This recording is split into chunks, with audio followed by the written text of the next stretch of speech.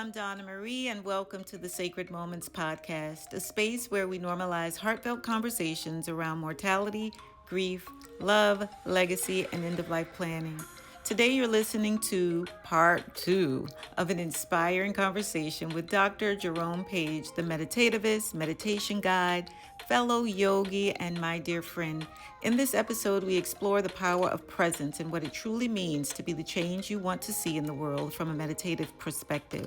Jerome educates us on the rich historical roots and the deeper wisdom behind the practice of mindfulness meditation, insight meditation, rest, sleep, and the purpose of a yoga practice. So, if you're like me and longing to quiet your mind, reclaim your rest, or simply feel more grounded, consider this your invitation to sit, pause, breathe, go inward, and allow Jerome to guide you on this deeply restorative journey.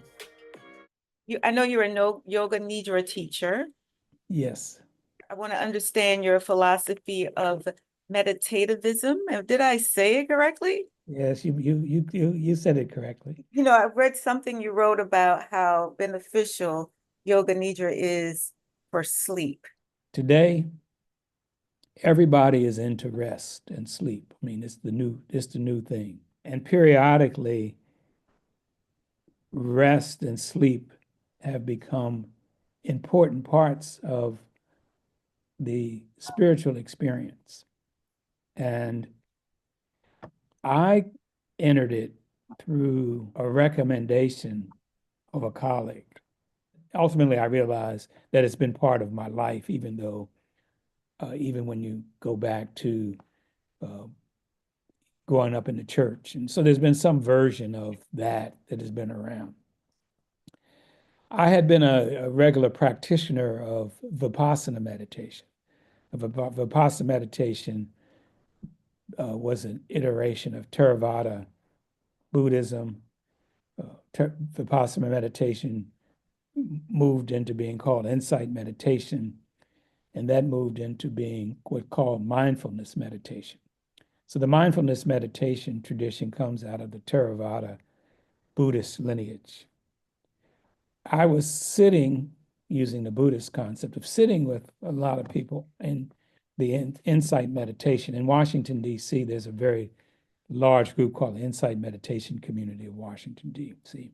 It's probably the largest meditation community in the metro area. And I ran into a colleague and they said, why don't you come to one of my yoga nidra sessions? And so I went and participated in some of uh, my colleagues' workshops. And then one day she says, well, you should take the yoga nidra training. So I took the training. But so I started offering them. So the part of the in modern, well, let me back up. All eras are busy. That's one of the things that you find is that all eras, historical eras, have their concept of busyness. Mm-hmm. And so the modern concept of busyness is that people don't get enough sleep and they don't get enough rest. And so now there's an industry now, both in the meditation community and in the non-meditation community around sleep. So yoga nidra translates as the sleep of yogis. The sleep of yogis is to abide in that space between being fully awake and being fully asleep. So we know what it means to be awake and we know what it means to be asleep. But yogic sleep is being able to abide in that space where you need that line between being fully awake and being fully asleep. And to reach that state, there are a series of practices that you go through. And so the meditation practice is to take the body mind through a series of koshas or states.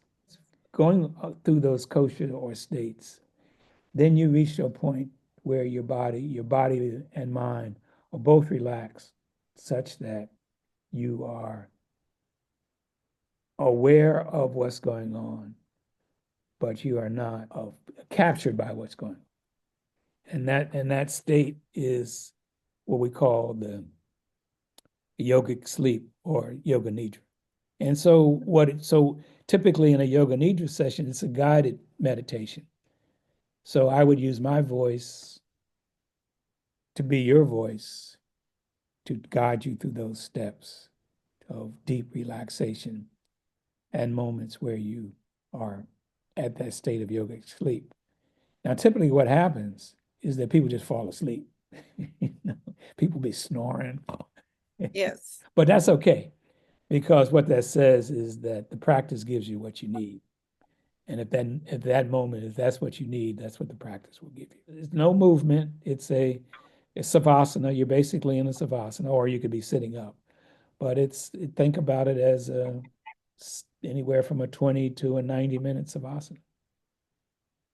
And that's the only So, reason we practice physical yoga is for the savasana. If we could just get yes. right to the savasana, we'd be fine.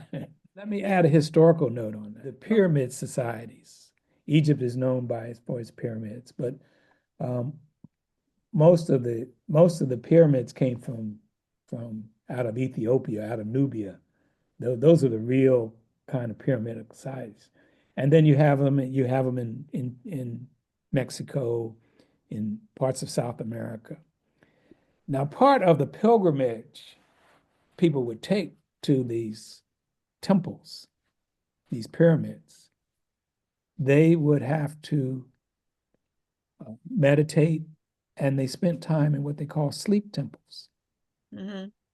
So the Kemetic folks were also very much into sleep as a way of not only relaxing, but communicating with uh, higher spirits.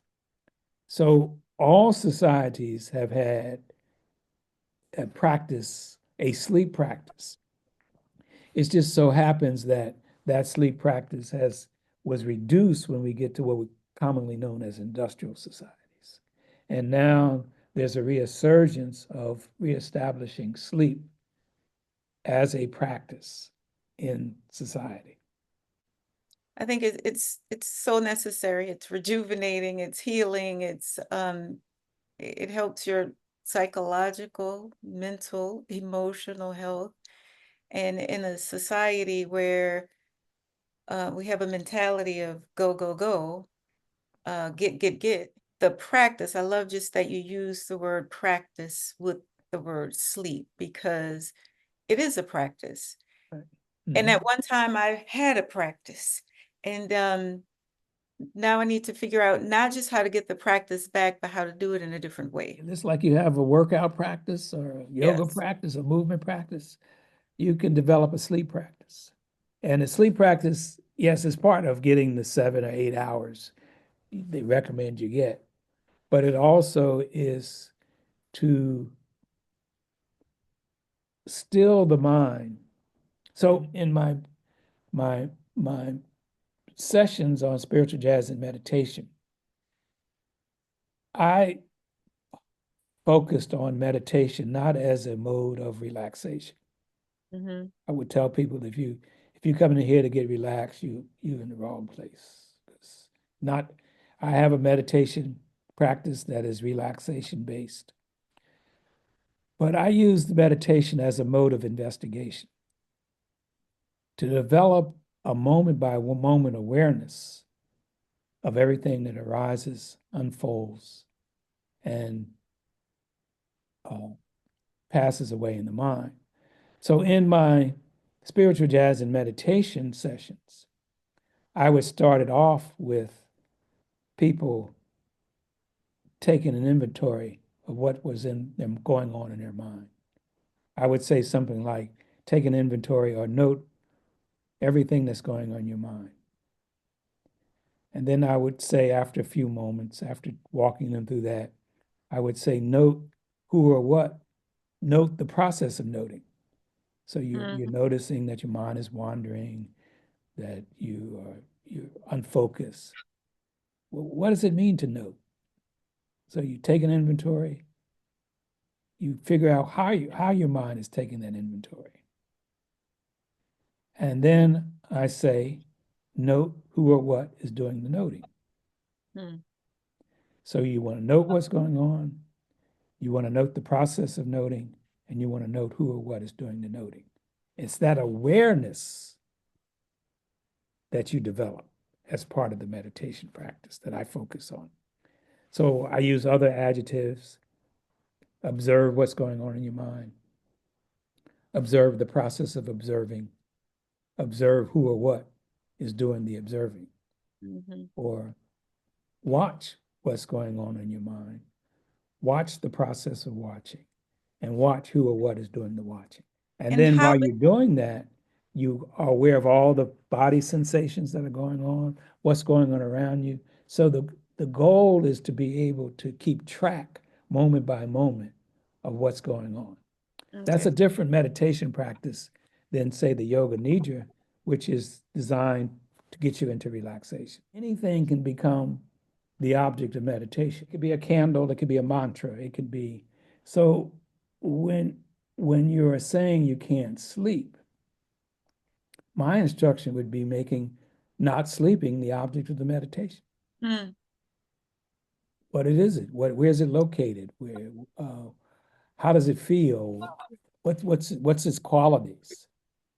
So then you just explore, and while you are exploring non-sleeping, you ask yourself, well, what's the process of exploring non-sleeping?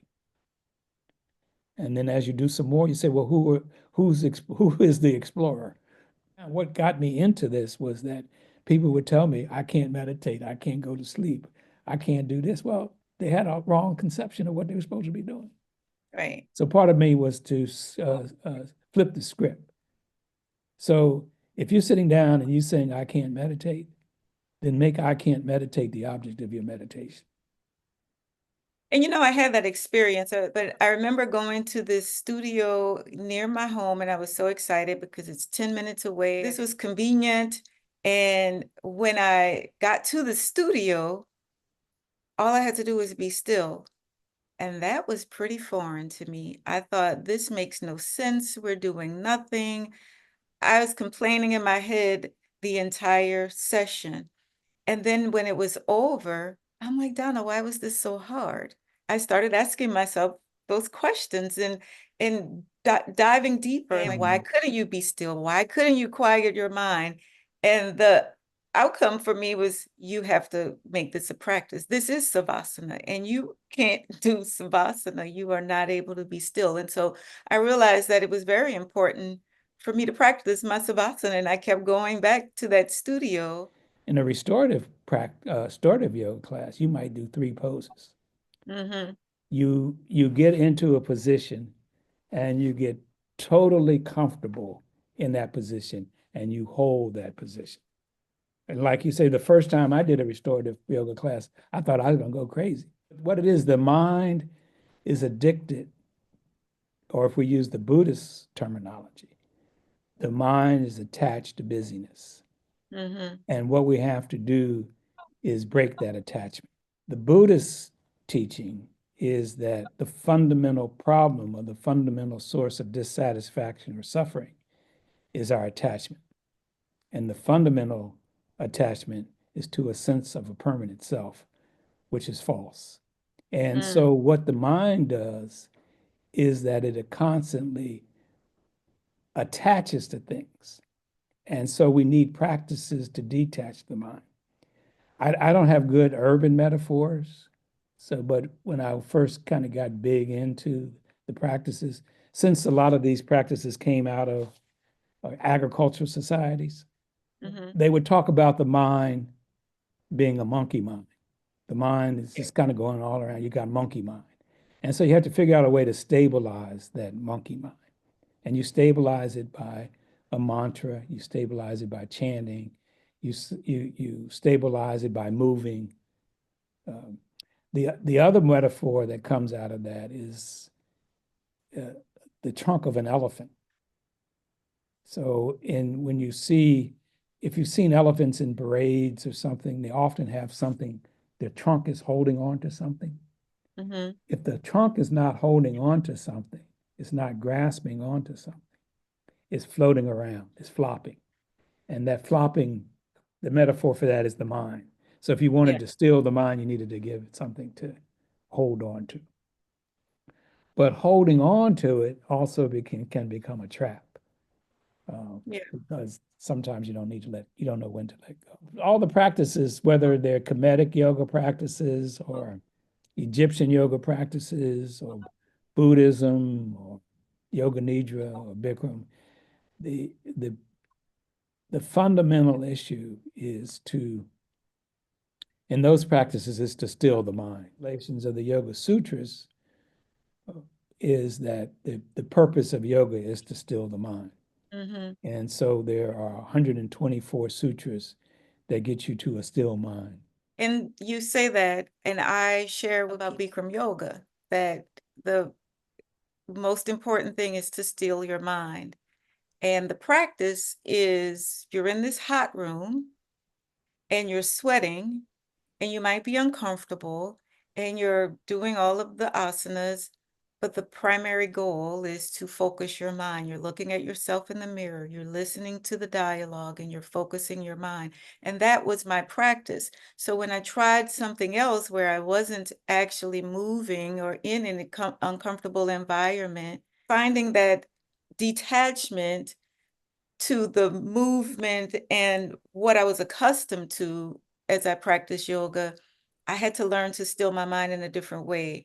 And Mhm. so, when I think about as you're speaking, it's really important to have that diversity in your yoga practice, your meditation, because like for me, I did get accustomed to doing that in one way.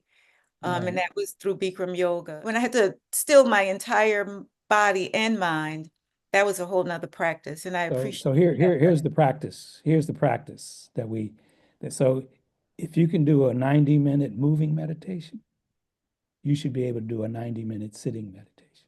So if you do a 60-minute Pilates class, can you do a 60-minute sitting or 60 minutes of asana? And when I say not just sleeping because you feel good or excited or pumped up, but actually, can you meditate?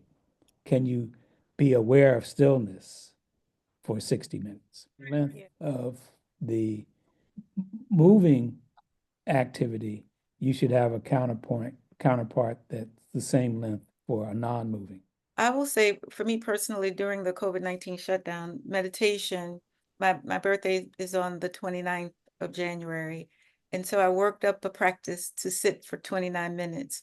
Okay, fine. And then once life's kind of started again, uh, then that I wasn't able to do that anymore, or I didn't do it anymore. The Mhm. practice, uh, there was no practice anymore. Right. And so even you start and you stop, but when you stop, you got to start all over again.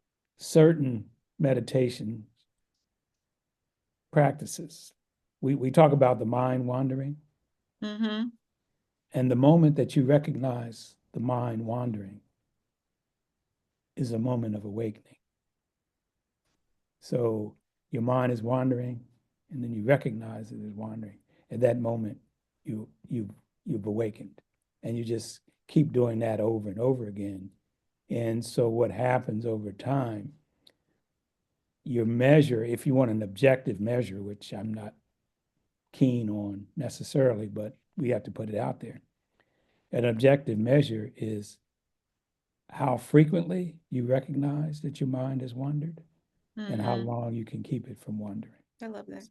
So that becomes but typically when you give objective measures, it sets people up for failure because they feel like if they can't do it, then they just do something wrong. But Yeah. So I didn't expect this to be a meditation conversation, but I'm loving that it is because stillness, meditation, sleep, they all align. So, that brings me back to our discussion on immortality, the duality and non-duality part of it, and how mhm. all of it aligns. It all, there is no disconnect with it. Awareness, mindfulness, rest, stillness, it's all on that same continuum of self-care. It's on a continuum of self-care, but I caution people about collapsing them because each of the terms, the popularity of the term came out Mhm. of certain conditions. So it's not just that. So what can happen is that you can collapse all the terms and then you lose the significance of the terminology. That's just for me being a focus on methodology and keeping things straight. So the way I approach the discussion of mortality and immortality Yes. was to start off with a personal anecdote. I start the discussion with about immortality and mortality was the first time I experienced everlasting life. One of the meditations I was involved with, and I believe at that time it was a yoga nidra meditation. And what the way to help people understand the body, the mind, is one popular way is to use H2O. H2O can be a solid. We call it ice. So we can Yeah. experience our bodies as a solid. It's a physical thing, we can touch. Then H2O can be a liquid or an energetic force. Mhm. And through understanding our chakras and other meditation techniques, we can experience the body as a fluid. And then H2O can also be vapor or steam. It can be ephemeral. Mhm. And when I was going through this solid, energetic, ephemeral, and talking about all this being an energetic force, there was this moment where my energy linked up with what I'll call, still don't have the words for it, with the universal energy. And I realized as long as there was universal energy, I had everlasting life. Yes.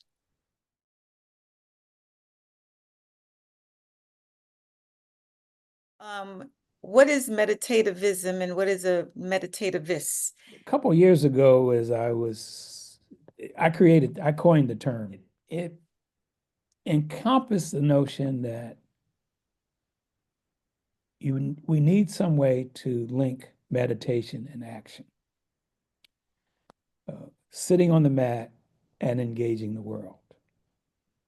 Again, all these traditions like Vipassana meditation, Buddhist meditation, they all have a social engagement aspect of it. Mm-hmm. So the meditativism is my attempt to link the inner transformation or the inner examination or the inner peace with the external peace. So the purpose is not to bring peace to ourselves. The purpose is to bring peace to the world. And it's kind of a bodhisattva kind of a concept is that you want to put off your enlightenment until all other beings are enlightened. So inner transformation and outward development are inextricably tied. So there's a feedback loop between how you investigate yourself internally, how you show up in the world, and how you change the world. There's the adage is you want to be the change you want to see, but not only be the change you want to see, but you want to bring about the change you want to see. And so meditativism is my attempt at saying that the purpose of this is not stillness. Or if we use the adage, the purpose is not to know the world, the purpose is to change it. And so whatever we do has to be geared toward individual and collective transformation. And so the meditativist is one who practices that. It says here meditativist applies meditation, and you've said this already, insights to relationships, work, and social change by integrating mindfulness with action. Uh, Meditativism fosters clarity, compassion, and meaningful impact in the world, and empathy. Yeah, That's what empathy is. yeah, I agree. The other way to look at it is that it, if you want to change the world, you got to change yourself. Yes. Yeah, so that, and there's this whole notion that if, since we're part of this web of existence, if I had something I want to see you change, instead of wagging my finger at you or lecturing you, what I need to do is identify something inside of me that's equivalent to what's, and then change that. So whatever it is, don't eat that second bag of potato chips. It could be Right. that simple. Don't go buy that donut. But what do I have to change that's commensurate with what I would like to see you change? And then if I change that, that will change you. I guess it's kind of like, and actually it's a little different, but I think Wayne Dyer says when you change the way you look at things, the way you look at things change. It's all Uh, part of that. It's all about the perspective, right? yes, But it's not just changing the perspective. But once you get the new perspective, putting the action behind it to bring yes, it into existence. yes. You become renewed or born again, so to speak. Yeah, Yes, but it's because not, but you just don't sing the praise. hmm You actually bring the praise into the world such that others can begin to experience what, it's just the old uh, hymn that became popular during the civil rights movement, this little light of mine, I'm going to yes, let it shine. So that's, and then you let your light shine into dark places. We don't want to lose our autonomy. One of yeah, one of the things that the post-election cycle is people feel like they can't do anything. That means you've been defeated. yes, So here's what I find very interesting is that we study, spend all these years studying Black history and our heroes and our sheroes. And now we're confronted with being a hero and a shero, and we don't know what to do. Well, we know what to do. We yeah, know what Harriet did. We know what Frederick Douglass did. We know what the guy who left the plantation and made it to Canada did. You don't ever want to give up your autonomy. And and part of the healthy, I don't, it's not, meditation is not the only way to do this. But yes. a good insight is that, yeah, you at any given moment, you get to choose how you respond, even if you can't actually do the response.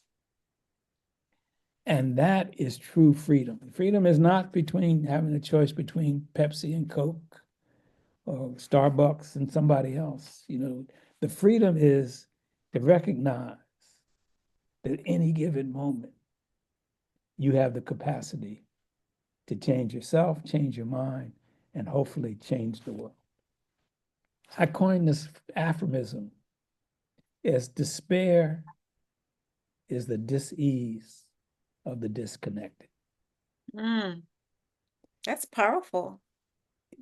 Things can be hard, things can be difficult, things can be frustrated. But if you're connected with yourself, with your people, with your higher spirit, you're not going to despair. And you can get up every morning and do it again. Being disconnected, um, lacking engagement, it's draining. Yes. And in the moment of the Buddha's enlightenment, the story goes, he put his hand on the earth, connected with the earth, and all the demons disappeared. Really appreciate you spending this time with me. I think you're a very interesting guy, and I look forward to getting to know you better, learning from you. I honor your journey and respect your wisdom and want to glean as much as I possibly can. Oh, you're too kind. You're too kind. I appreciate it.